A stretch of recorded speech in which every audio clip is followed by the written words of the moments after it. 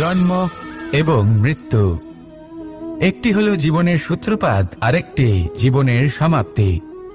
এটা হলো একটি চক্র, এবং প্রত্যেক চক্রের মতোই এটাও যেখান থেকে শুরু হয় সেখানে এসেই সমাপ্ত হয়। অর্থাৎ প্রত্যেক ব্যক্তি যারা জন্ম নিয়েছেন তার জন্মের সাথে এটা সুনিশ্চিত হয়ে যায় যে তার মৃত্যু হলো অবশ্যম্ভাবী। এই সংসারে এমন কিছুই নেই যা চিরকালের মতো থেকে যায়। এবার এটা আমরা সবাই জানি। আমাদের কাছে যে জীবনটা আছে, যেটা আমরা যাপন করতে পারি, সেই সময়কালে আমরা কি করতে পারি সেটা গুরুত্বপূর্ণ। এমন কিছু করুন যার ফলে মৃত্যুর পরেও আপনি অমর হয়ে থাকবেন। আমাদের কথা, আমাদের কর্ম এই সংসারে প্রেরণা প্রদান করতে পারে। আর যদি আমরা প্রেরণা নাও যোগাতে পারি, তাও এই সন্তোষ বোধ যেন থাকে যে আমরা আমাদের জীবন ব্যর্থ হতে দিইনি।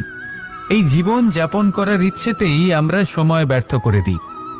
আর এই জীবনকে যাপন করার সর্বশ্রেষ্ঠ উপায় হলো এটাই যে কখন আমাদের মৃত্যু হবে, কিভাবে আমাদের মৃত্যু হবে, এই চিন্তা ত্যাগ করে যেন আমরা বর্তমানে বেঁচে থাকি, আজকে বেঁচে থাকি, আজকে দাঁড়িয়ে কর্ম করি এবং আজ যে সংকট সামনে তার সম্মুখীন হই।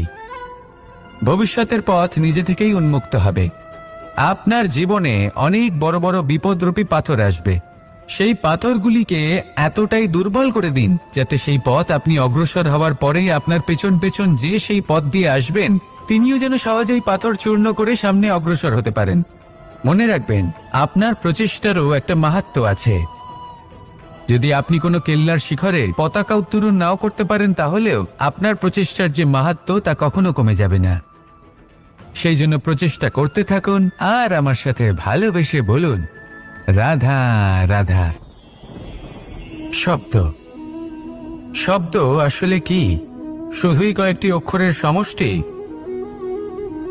নাকি আমাদের বাণী? এই শব্দ এমন এক শক্তি যা কাউকেই নিজের বশবর্তী করে ফেলতে পারে। শব্দ এমন এক অস্ত্র যা কাউকে ক্ষত বিক্ষত করে দিতে পারে।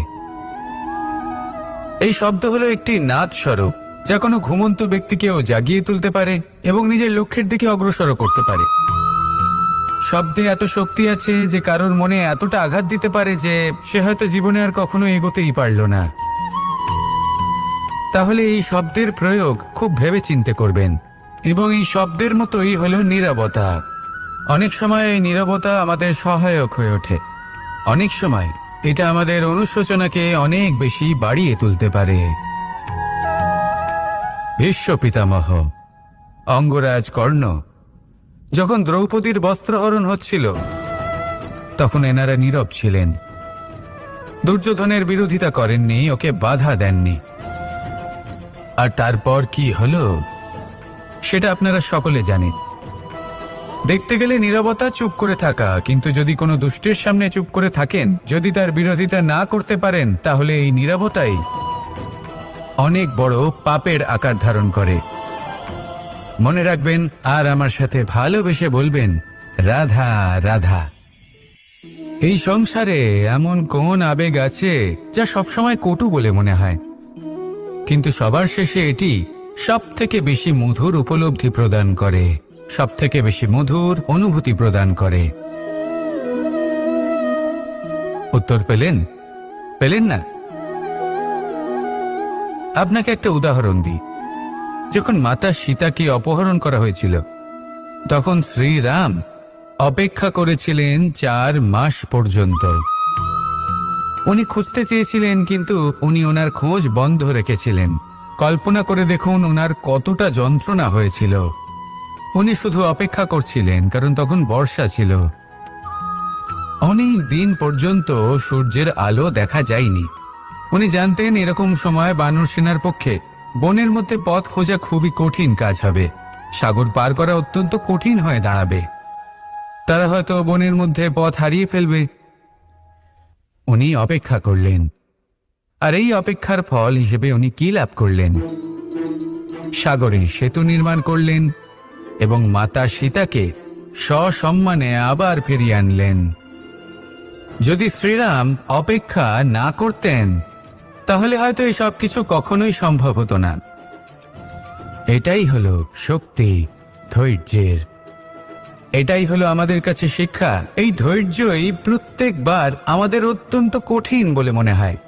ধৈর্য ধরা অত্যন্ত কঠিন, কিন্তু অবশেষে এটাই সব থেকে শ্রেষ্ঠ ফল দান করে, সব থেকে মধুর উপলব্ধি, সব থেকে মধুর অনুভূতি প্রদান করে।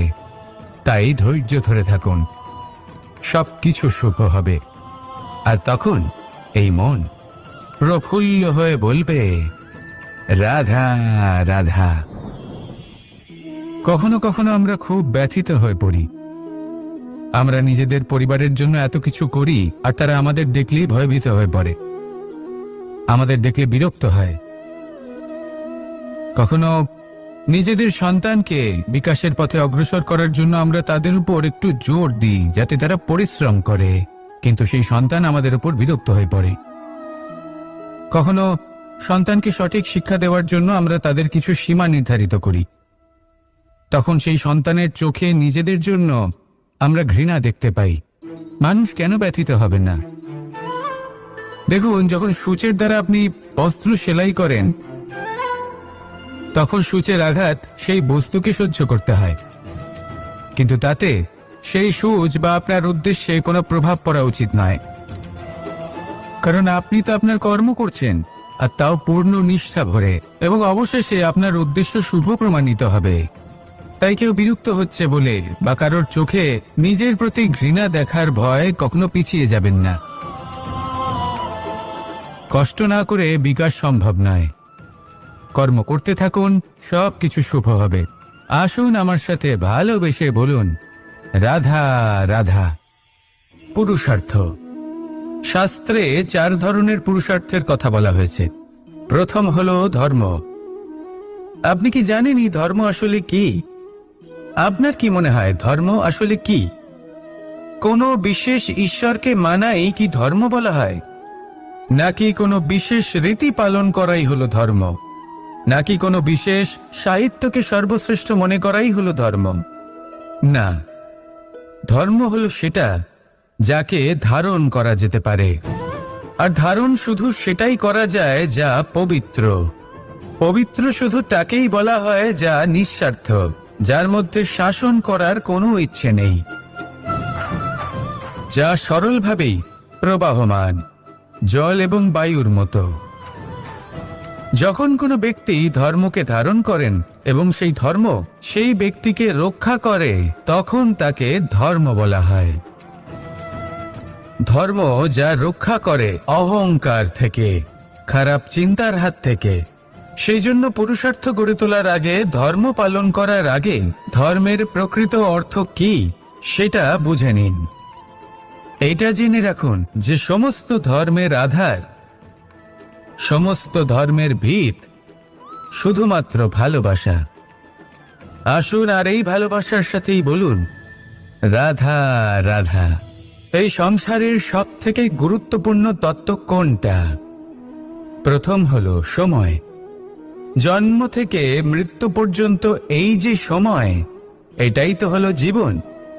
দ্বিতীয় হলো জীবন, যাতে আমরা সময়ের সদ্ব্যবহার করি, শ্রেষ্ঠ থেকে শ্রেষ্ঠতর কাজ করার চেষ্টা করি। বহু বছরের এই পরম্পরা, এই সংস্কৃতিকে এগিয়ে নিয়ে যাওয়ার চেষ্টা করি। এই সংসারে আমরা অংশগ্রহণ করতে চেষ্টা করি। তৃতীয় হলো ধন, সেই ধন যা প্রত্যেক ব্যক্তি অর্জন করতে চেষ্টা করেন। এবার এই 3টি তত্ত্বের মধ্যে একটা সামঞ্জস্য আছে, সমান ব্যাপার আছে।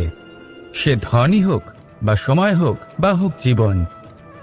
আর সেই সমান ব্যাপার হলো যে যদি আপনি এটা গণনা করতে থাকেন তাহলে তা কমতে থাকে, যদি আপনি এটা ব্যবহার করেন তাহলে তা বাড়তে থাকে। একে সংগঠিত করে রাখতে চেষ্টা করলে এ হাত থেকে ফসকে যায়, কিন্তু যদি আপনি একে সামলে রাখতে শিখে যান, তাহলে এমন কাজ করবেন যাতে সংসারের সাথে সাথে পরবর্তী প্রজন্ম লাভবান হবে। যদি কিছু শিখতে চান তাহলে সামলাতে শিখুন, গণনা করা বা সংগঠিত করা নয়। আসুন আর আমার সাথে ভালোবেসে বলুন, রাধা রাধা। কখনো কোনো বাগানের কোনো বৃক্ষকে দেখেছেন যেখানে সুগন্ধি ফুল থাকে, রসালো ফল থাকে? তখন মন প্রফুল্ল হয়ে ওঠে। মন থেকে সেই বৃক্ষের প্রতি ভালোবাসা জন্মায়।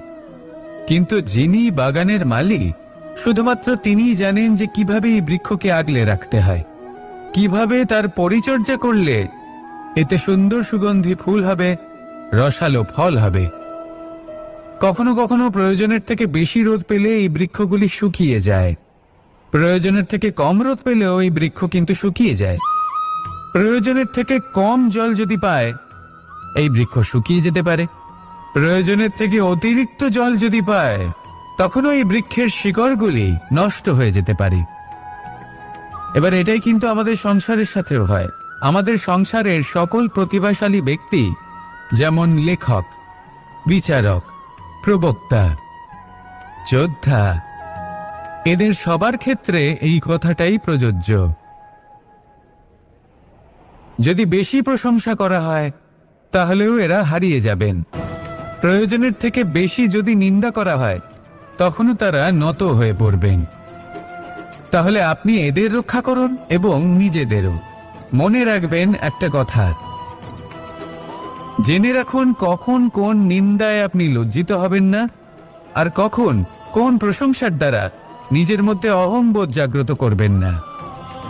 এই মন সুপ্রসন্ন হয়ে বলবে, রাধা রাধা। এই সাগর কত বিশাল আকার, কখনো শান্ত কখনো উত্তাল, কিন্তু এই সাগরকে এত মহান কে করে তুলল? জল। এবার এই জলের যাত্রা দেখুন, সেটা কতটা কঠিন। এই জল সাগরে থাকে, সূর্য ওকে এতটা উত্তপ্ত করে তোলে যে এই জল নিজের অস্তিত্ব হারিয়ে ফেলে এবং বাষ্পে পরিণত হয়ে হাওয়ায় মিলিয়ে যায়। তারপরে আকাশে যায় আর নিজের অস্তিত্ব আবার হারিয়ে ফেলে, মেঘে পরিণত হয়। তারপর এই মেঘ কোথাও গিয়ে কোনো পর্বতে ধাক্কা খায়, তারপর আবার এই জল নিজের অস্তিত্ব হারায়। তারপরে বর্ষার রূপ ধারণ করে তা বর্ষিত হয়, বা কোনো পর্বতের চূড়ায় তার শিখরে বরফের রূপ ধারণ করে। তারপরে এই বর্ষা মাটির দিকে নিজের যাত্রা শুরু করে। এবার মাটিতে ঝরে পড়া এই বর্ষা স্রোতের আকার ধারণ করে এবং আস্তে আস্তে বইতে থাকে। এই নদীর আকার ধারণ করে এবং নদী রূপে বইতে বইতে পাথরে ধাক্কা খায় বা কোনো পর্বতে ধাক্কা খায়, আর তারপর এই নদী এসে সাগরে সমাহিত হয়ে যায়। নদীর এই জল আবারও নিজের অস্তিত্ব হারিয়ে ফেলে, কিন্তু এইবার সেই জল নিজেই সাগরে পরিণত হয়। এটা আমাদের সকলের জন্য একটা শিক্ষা যে এই সংসারে জীবন এবং সময়ের হলো এক অনন্ত যাত্রা। এই সংসারে যা কিছু আছে তার সূত্রপাত কোথাও একটা হবেই। সেই জন্য মৃত্যু এবং সমাপ্তির চিন্তা ত্যাগ করে দিন, আর যে সূত্রপাত আপনি লাভ করছেন তার আনন্দ উপভোগ করুন। ভেবে দেখুন আপনি কিভাবে শ্রেষ্ঠ কর্ম করতে পারেন যাতে এই সংসার এবং এই সমাজ, এই দুই এর মঙ্গল সম্ভব। আসুন আমার সাথে ভালোবেসে বলুন, রাধা রাধা। একটি নৌকা বিশাল একটি সাগরে ভেসে চলে, কখনো যাত্রীদের বা কখনো বিশাল বস্তুকে নিজের সাথে বহন করে নিয়ে চলে, এক স্থান থেকে অন্য স্থানে পৌঁছে দেয়। এই নৌকা কখনো সাগরে আটকে পড়ে বা কখনো ডুবে যেতেও পারে, কিন্তু এই নৌকা তখন ডুবে যায় না যখন এর আশেপাশে অধিক মাত্রায় জল থাকে। এটা তখন ডুবে যায় যখন ও নিজের আশেপাশের থাকা জলকে নিজের ভেতরে প্রবেশ করতে দেয়। যখন আস্তে আস্তে এই জল প্রবেশ করতে থাকে, নৌকা ভারী হতে থাকে আর আস্তে আস্তে ডুবে যায়। এটা আমাদের কাছে একটা শিক্ষা।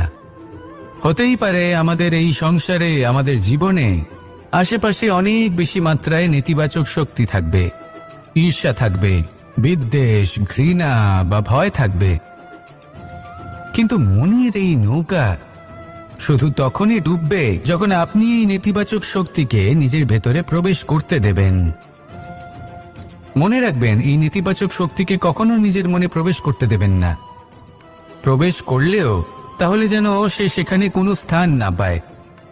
শুধু এই বিষয়টা খেয়াল রাখলে আপনার মনের এই নৌকা জীবনের এই সাগরে সব সময় ভেসে থাকবে, আর এই মন প্রসন্ন হয়ে বলবে, রাধা রাধা।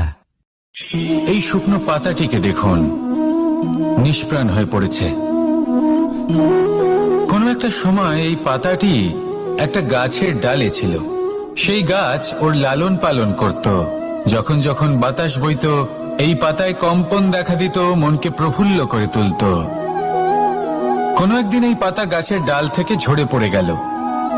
নিঃসন্দেহে ও নিজের স্বাধীনতা পেল, কিন্তু আস্তে আস্তে শুকিয়ে গেল, নিষ্প্রাণ হয়ে গেল। দেখুন, আমি এই কথা বলছি না যে স্বাধীনতা অনুচিত, কখনোই না। কিন্তু যে কোনো পরিস্থিতিতে স্বাধীন হতে চাওয়া এটা নিশ্চিত রূপে অনুচিত। আমরা যদি আমাদের জীবনে পরিবারের গুরুত্ব ভেবে দেখি, তাহলে এই পরিবারে যতই মতভেদ থাকুক না কেন, যতই মনোমালিন্য থাকুক না কেন, যতই বিবাদ থাকুক না কেন, এই সব মিটিয়ে নেওয়া অত্যন্ত প্রয়োজনীয়। সেই সবকিছু সমাপ্ত করা অত্যন্ত প্রয়োজনীয়। কখনো এই পরিবারকে ভাঙতে দেবেন না, কখনো এই পরিবার থেকে দূরে চলে যাবেন না। এই পরিবার হলো আমাদের জীবনের একটা অমূল্য সম্পদ, অমূল্য এক আশ্রয়, যা এই সংসারে হয়তো কোথাও আপনি পাবেন না। তাই একে আগলে রাখুন। ভেবে নিন আপনি পাতা আর আপনার পরিবার সেই গাছ। আসুন আমার সাথে ভালোবেসে বলুন, রাধা রাধা। অনেক সময় আমরা জীবনে অনেক মানুষকে এমন বলতে শুনে থাকি যে আমি অসফল হয়েছি কারণ আমার সময় ভালো যাচ্ছিল না। আমি এই জিনিসটা লাভ করতে চাইছিলাম কিন্তু করতে পারলাম না কারণ আমার সময়টা ভালো যাচ্ছিল না। আমি আমার জীবনে ওই মহান কাজটা করতে চাইছিলাম কিন্তু করতে পারলাম না। কেন? কারণ আমার সময়টা ভালো যাচ্ছিল না। কিন্তু যে মুহূর্তে ভালো সময় আমার জীবনে আসবে, আমি সব কিছু প্রাপ্ত করব। এমন প্রায় প্রত্যেকেই বলেন। আসুন একটা কথা বোঝা যাক। একজন মালিকে দেখুন, সে প্রত্যেক দিন গাছের সেবা করে, তাকে জল দেয়, তার যত্ন আত্তি করে। কেন? প্রত্যেক দিন সেই গাছ ফল দেয় না। সঠিক সময় এলে তবেই সেই গাছ ফল দেয়, কিন্তু প্রত্যেক দিন মালি তার সেবা করে, তাকে যত্ন করে। শুধুমাত্র তখন করে না যখন সেই গাছ ফল দিতে সক্ষম। আর যদি মালি গাছের যত্ন প্রতিদিন না করে, তাহলে হয়তো সেই গাছ ফল দিতেই পারবে না। এটাই হলো আমাদের জন্য একটা শিক্ষা। যখন সময় আমাদের জন্য অপেক্ষা করে না, তখন আপনি সময়ের জন্য কেন অপেক্ষা করছেন? ভালো সময়ের জন্য অপেক্ষা করবেন না। ভালো এবং শুভ কর্ম দ্বারা ভালো সময়কে নিজের কাছে টেনে আনুন। নিরন্তর কর্ম করুন, পরিশ্রম করতে থাকুন। শুভ সময় আপনা থেকেই আপনার কাছে আসবে। আসুন আমার সাথে ভালোবেসে বলুন, রাধা রাধা। একে বালি বলুন, মাটি বলুন বা ধুলো বলুন, এ দিয়ে কত কিছু করা সম্ভব। এ দিয়ে আপনি নিজের বাসস্থান নির্মাণ করতে পারেন, প্রাচীর গড়ে তুলতে পারেন, অট্টালিকা নির্মাণ করতে পারেন। কিন্তু যদি এই বালিকে আপনি মুষ্টিবদ্ধ করে রাখতে চান, তাহলে তা হাত থেকে ফসকে যাবে। আপনি কখনোই একে মুষ্টিবদ্ধ করতে পারবেন না। এরকমই হয় আমাদের জীবন, আর এরকমই হয় সময়।